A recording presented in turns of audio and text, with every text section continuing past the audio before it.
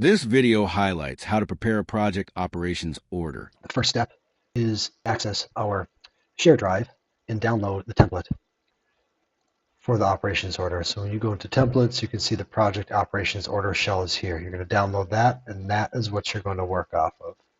First, I will conduct an overview of what the project's operations brief looks like. Then I will create one in detail as an example. The first page just highlights the agenda. This is every aspect of the operations order. Key takeaway here is you can use this at different levels. The operations order is essential for overnight work, and it is useful when conducting complex easement or traffic work.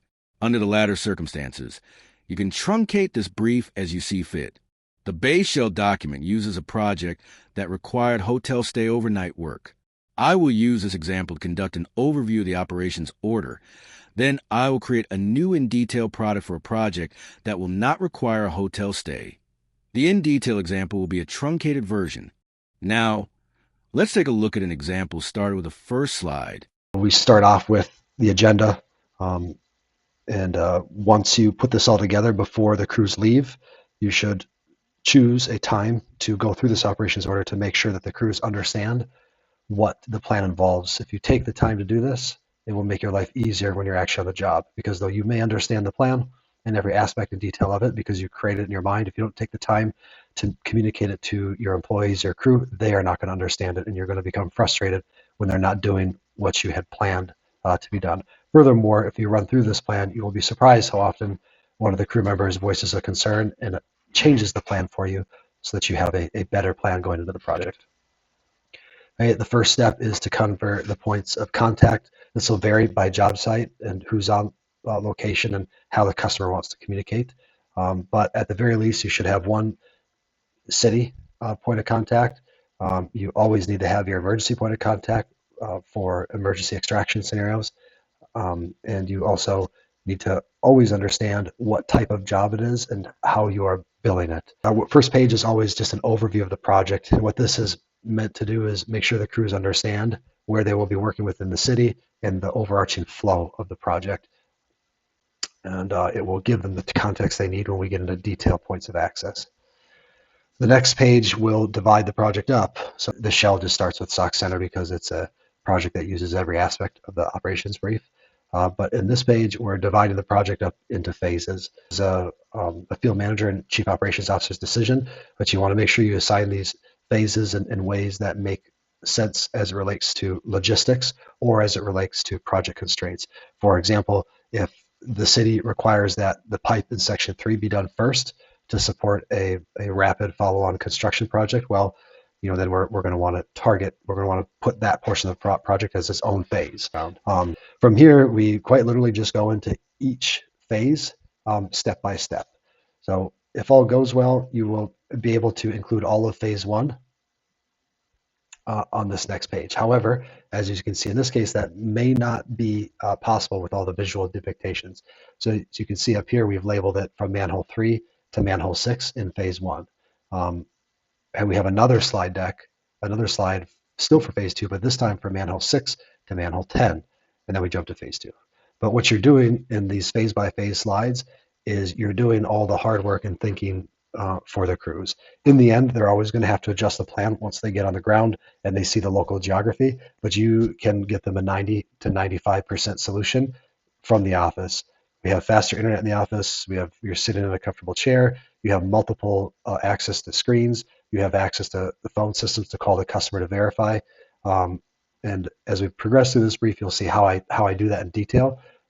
But overarchingly, what we're looking for here is we want to be able to see the crews identify where they will pull water from, where they will park their Vactor, assuming it's a TV and clean, where they will drag their hose and how far of a hose drag that is, where they will set their different easement machines up, and where they'll actually access the manholes. So you can see that we came up with a pretty detailed plan. As it turned out, when the guys got on the crew, they actually did follow this plan very nearly to what it was made. However, with one change, they found a side road here, and they were able to drive the vac a ways down that side road and only have to use one easement machine to access manhole 4. The rest of the plan they followed according to what was made. So that's just an example how you can get them a 90% solution. If you send them out there without making this plan, it's going to be a disaster and the project is going to take 2 or 3 times as long. But as it stands, when they got on the ground with this plan, it was a very quick adjustment and they were able to communicate everything over the radio without huddling up because everyone had seen the plan and knew what they were visually talking about when they said, hey guys, we are actually not going to set up on the fire hydrant in phase one, manhole 3 to 6. We're going to bring the vac on a road we found just west of the original access point. We're going to bring the vac straight down that road, and we only need one easement machine. Makes everyone's life easier if they have a base plan to work from. We also want to make sure you're using call-out boxes. When you have this aerial imagery, it's very useful, but when you have a call-out box, those are visual triggers for the crew so they know where to set up. So as you can see in the bottom here, I showed the overarching layout of where all the equipment would be, and we brought a call-out box over here, and we showed the vac driver, this is where you'll sit your vac right next to the fire hydrant. We circled the fire hydrant in red. As the vac driver turns down 2nd Street South, and he's driving down, he's got this visual image in his mind, and he sees a stop sign, and he sees the end of the road, and he says, oh yeah, that's right, they briefed that there would be a fire hydrant on the right side, the passenger side of the road that I would pull my water from. So as a field manager, if you leverage these briefs, you'll find that your crews will get out there without a lot of direction and be able to figure the problem set out without you micromanaging where they go. So as we can see here, this is still first phase, but we've just transitioned from manhole 7 to manhole 10, still following the same parameters. Anytime you have a map, make sure you have a north-seeking arrow, and when you create a call out, you want to make sure that you also have a north-seeking arrow. So in this case, it could be confusing without that north-seeking arrow. As we can see that this map isn't actually oriented north, it's oriented east. And then when I look out at the call-out box, I have to pay attention to the orientation to realize that this picture image is actually from sitting east up the road. But next slide is always an overview of the next phase. In this case, it's phase 2. And then we go into the detailed layout for each setup. Okay, so we've got a setup here. This is manhole 10 to 12 of phase 2. And you can see we're showing people how long the hose pulls are. We can show a path where we are templating the easement machine to drive because we've probably already been out there, walked it, and verified that it will work. And all these footages are letting the operators know that we've already verified that the hose should reach these lengths and you should be able to access in these ways. Again, you can see a call out box here showing, if the vac sets up here, how far of a pull that vac hose will have to pull in order to get the easement machine down there. Now I know that they didn't actually use this setup. Instead of setting this vac up next to a fire hydrant, they instead drove the vac all the way down to the manhole and were able to pull the hose to it and did not use the easement machine.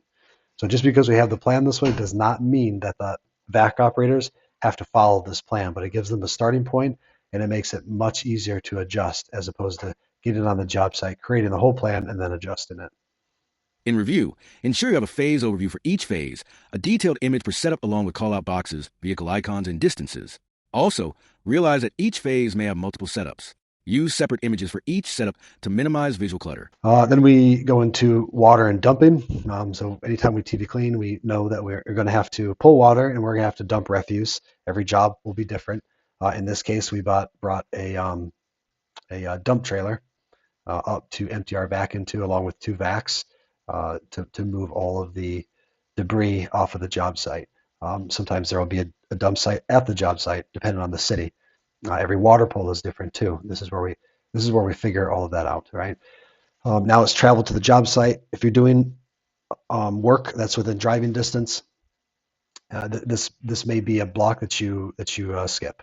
But when you're doing an offsite, outside of driving distance, commute time, job analysis, this definitely needs to be in. You need to brief where you want the drivers, what path you want the drivers to take, especially the CDL drivers.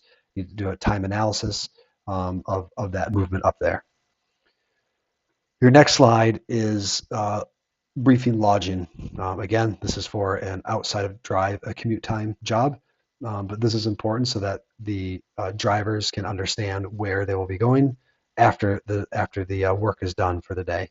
And you also, as a field manager, should be looking at any type of risk assessment, any type of risks that need to be mitigated for these drive times. The next slide briefs to the employees where they can locate food, right? Any type of personal item access that they need as it relates to where they will be staying. So you can see in this case, we stayed in American Inn, and that they had Auto Shop and Ace Hardware, and then of course the grocery store was here also, and a Walmart. So they aware of where they could locate items needed for the project, but also personal items after the workday was complete. And we briefed the timeline. This should include both the movement out there and the return movement. You really are highlighting what your expectations are for starting time and ending time, how many hours you want put in each day. It's about the factor of what we are trying to accomplish logistically and also any constraints that the city may apply towards us. It also helps us to understand when we're on track and when we're not on track. So in this project, we expected to complete 20% by the end of the first day, to have about 47% of the project complete by the second day, 74% by the third day, and we expected to have the project completely done by Thursday. And we actually were able to stay on timeline. As a project manager, this helps you track the projects. But in any case, you need to do that planning before you head out there so that you know if you're behind or ahead throughout the week. This slide, we're looking at identifying what vehicles we're taking, who's in each vehicle, and any type of notes that you want to annotate for each vehicle. This will vary wildly by project, but this is your time to think through personnel to vehicle assignments along with special equipment and load it in each vehicle. But it very clearly communicates to each employee what vehicle they're responsible for and what equipment within that vehicle they're responsible for. And you're going to brief your packing list. You should think through this at the individual level and at the company level. What you can see is we have the item itself, who's responsible for making sure that the item is packed, the location of that item, and any further notes that we may want.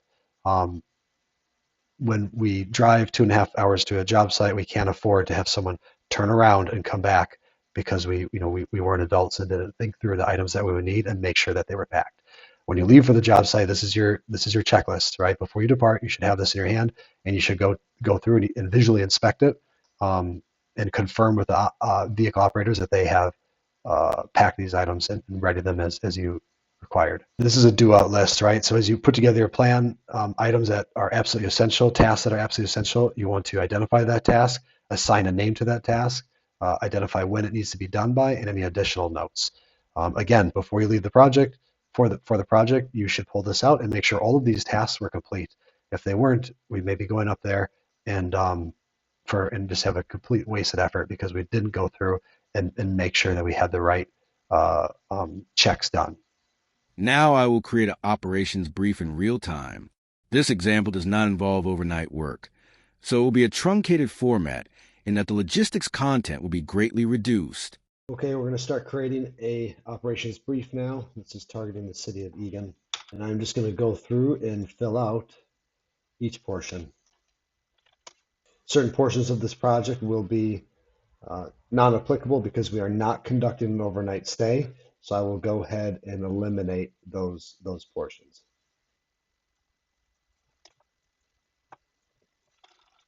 When you get to the point of contacts page, you'll put in what you do have. It's likely that these will slowly be updated as you conduct your initial meetings with the city, but always start with what you do know. In this project's case, this is an engineer firm servicing Eagan. Communication will always differ with each project, and this is your chance to make sure that how the communication tree is set up is understood by the field manager and the workers and the staff.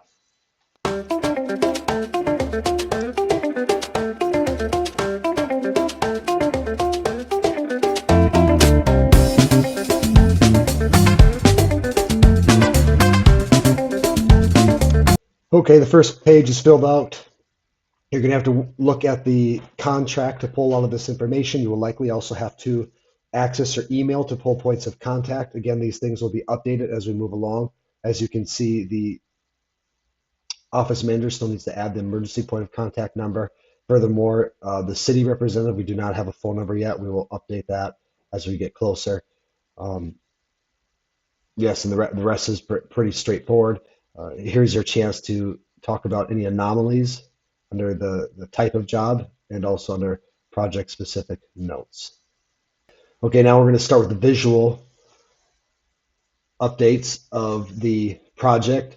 And what we're going to end up doing here is we're going to end up pulling images from the request for quote, the maps that were provided by the city, and also from our own satellite imagery. And in the event we did any in-person reconnaissance, we would be pulling those images in also. For this first slide, we're just looking to show the employee, orient them on the entirety of the project. So here I'm going to grab a screenshot of the entirety of the project. I'll use the crop function to go ahead and fit it how I would like it to fit.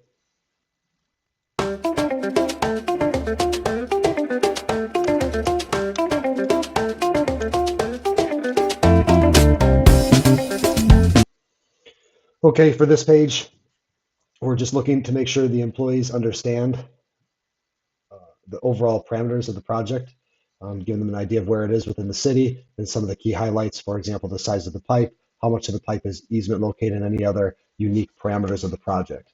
In this case, I've identified that we'll likely need 2 easement machines and making sure they also understand that well over 75% of the project is easement work, and they understand approximately how many manholes and what size pipe that they're working with. Next, we will create the bi-phase overview of the project. Or this next slide will show them the general outline of the project. We'll usually attempt to divide the project into 3 phases. During this effort, you're going to need to spend a good amount of time pulling slides or images from Google. You may even need to create those images yourself, which I will have to do here. I will pull 2 Google Map images, paste them into the PowerPoint here, and then go ahead and show them on the map approximately where the pipes will be.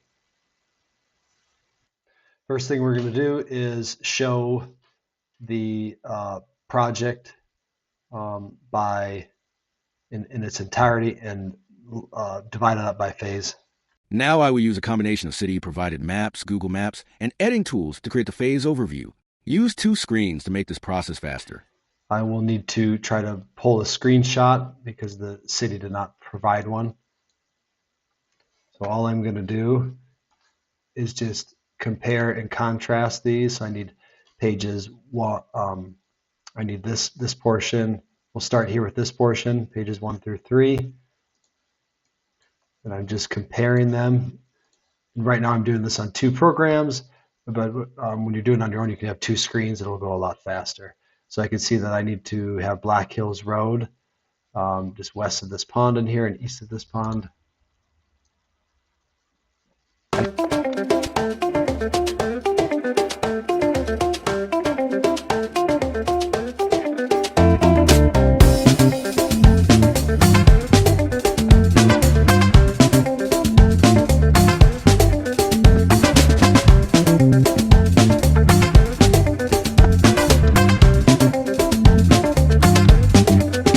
Okay, phase 1, 2, and 3 are done. As you can see, I divided it up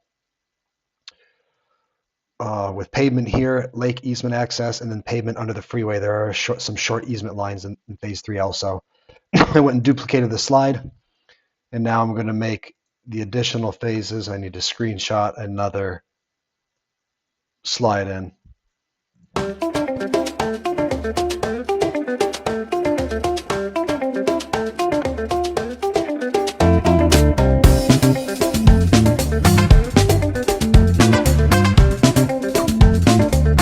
Let's take a look at what we got so far. We just finished the phase overview.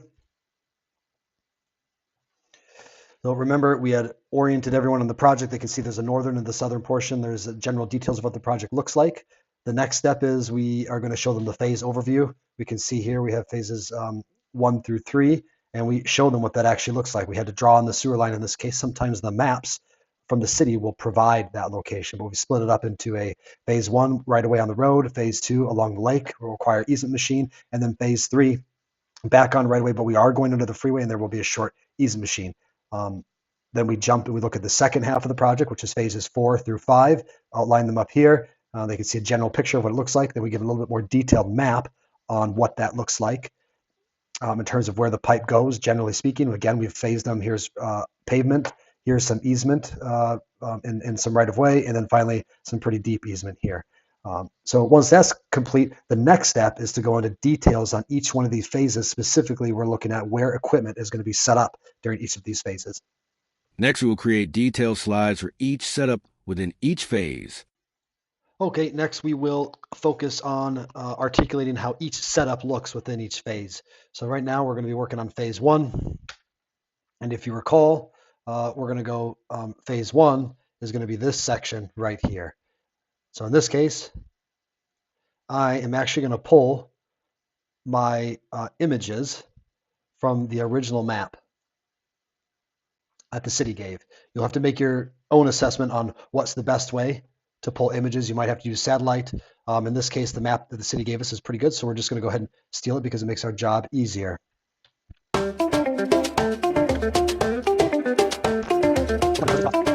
Okay, at this point, I'm going to grab some first-person images for callout boxes. I do that by selecting this little icon in the bottom right-hand corner. It shows me a first-person view. So I jump down here, and I can take a look at that intersection, and I can see where those manholes are.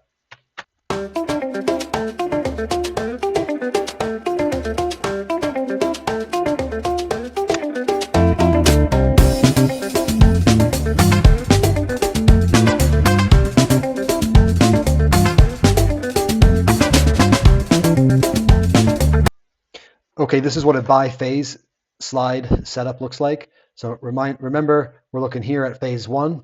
We just created that slide deck. There's only one setup required for this phase, and it's just along this road. There'll be multiple setups in there, but nothing very technical. But I am showing them a call-out box of what this intersection looks like.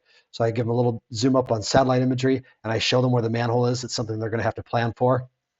I also show them here the sewer line goes down on this road and then cuts in, but this is where they're going to be pulling in. So I show them a little cutout of where that parking lot is, and I show an image of what it looks like going into that point, or that Fish Lake Park right here. I'm going to do this for each setup. If the phase is not overly complex, there's not going to be a lot of annotations. I will probably give you one more example of a more detailed setup that involves showing the length of hoses and things of that nature. But generally speaking, this is what I do for each phase and each setup when we have these more challenging projects. Okay, we have completed preparation for this project brief for Egan. We're ready for the whole thing so that you can see what it looks like when it's finished. I always start with the agenda. We highlight the parts that we have eliminated because it's now a truncated brief. Point of contacts, key point of contacts. You can see that we still need to insert the emergency point of contact, and it's likely that we'll also need to insert a phone number for the city point of contact. Here's a orientation for the project, an overview of the project. We can see there's a northern section and a southern section. We also highlight the key metrics regarding the project.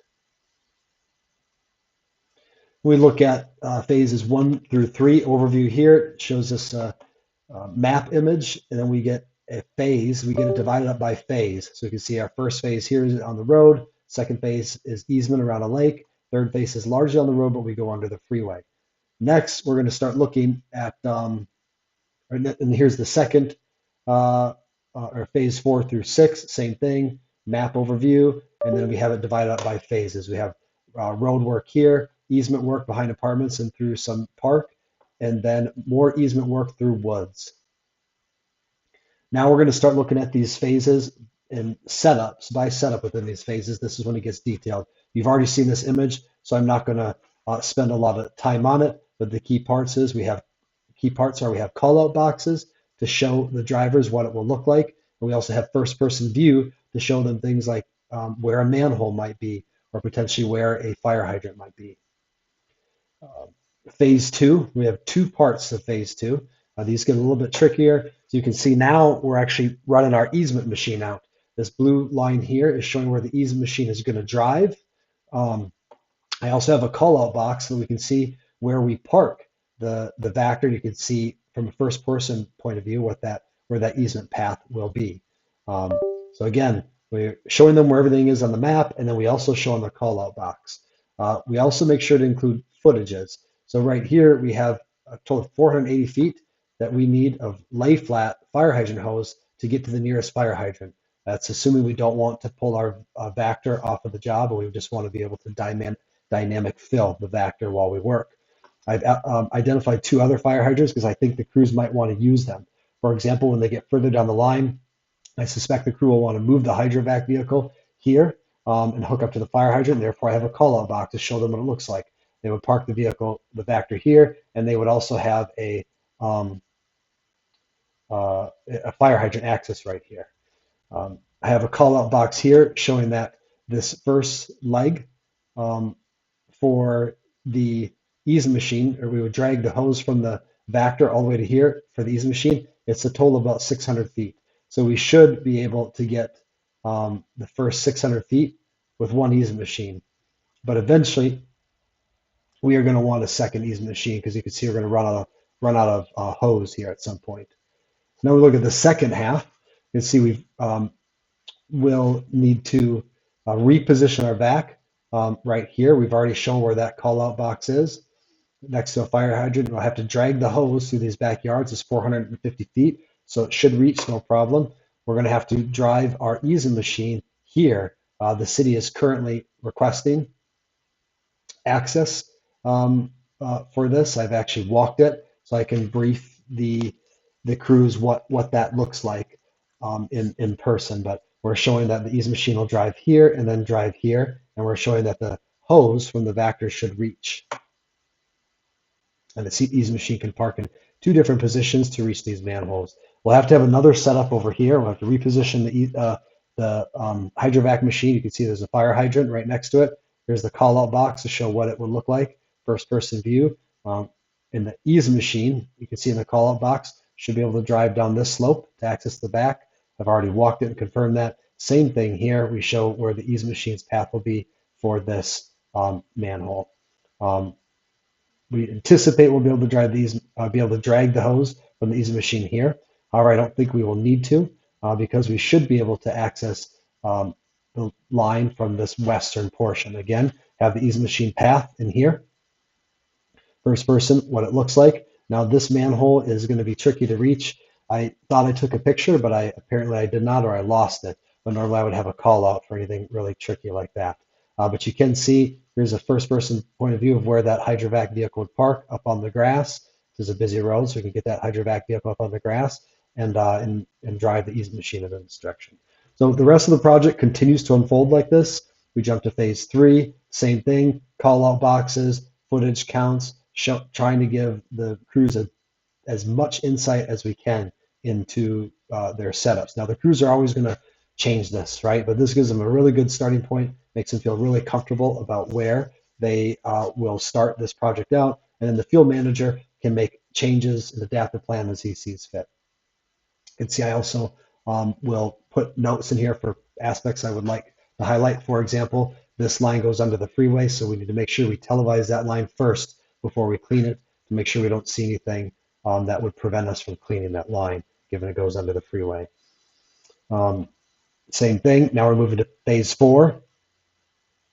Call out boxes, first person view, and including any notes that I think are necessary. We do that with each phase. Again, we're trying to make this as much of a non-brief product as possible, and we're trying to give the drivers and the televisors visual cues so that when they get out there, they know exactly where to set up their vehicle and they can orient themselves quickly as they're working. Water dump, pretty straightforward. We highlight what's going on there. Vehicle loadout, think through this. The field manager may make some last minute changes, but we needed to be doing that thinking in the office so we can coordinate the vehicles accordingly and make sure that we have enough personnel and equipment assigned to the project. Packing list, we need to do this thinking too, administratively. At the end of the day, the operator should know what to bring, but we want to give it a first effort and think of any of the odd items that they may not have thought of. And finally, due outs. So pretty slim here on the due outs, but we do have a couple aspects. The due out page is this effort to make sure we do not leave before those final due outs are are complete because you might drive out there and waste time and effort and not be able to get the job done. That concludes our operations brief. This probably took me about 4 hours to make, and even longer to recon. It seems like a lot, but it can shave days off of the project by doing this well. So it's absolutely essential for over the road work. And anytime we have complex easement type work that involves all types of hose movements, um, different equipment locations, we want to do that work in the office so that the field manager doesn't feel overwhelmed. And additionally, so that when the field manager gets out there, he's already thought through the plan and there are no crews sitting around and waiting. One, because it's a waste of money. Two, because crews get frustrated when you as a field manager show up and don't have a plan and have to make the plan while they sit there and twiddle their thumbs. The concise quote is, give me 6 hours to chop down the tree. I'll spend the first 4 hours sharpening the axe, right? From Abraham Lincoln. This is our version of sharpening the axe. Use the tools, use the screen, use the internet, use the measuring tools, and make a plan before your guys go out there for these complex jobs. Now, use the Shell and Procedures page to build your operations brief and re-watch this video if you have specific questions regarding the process.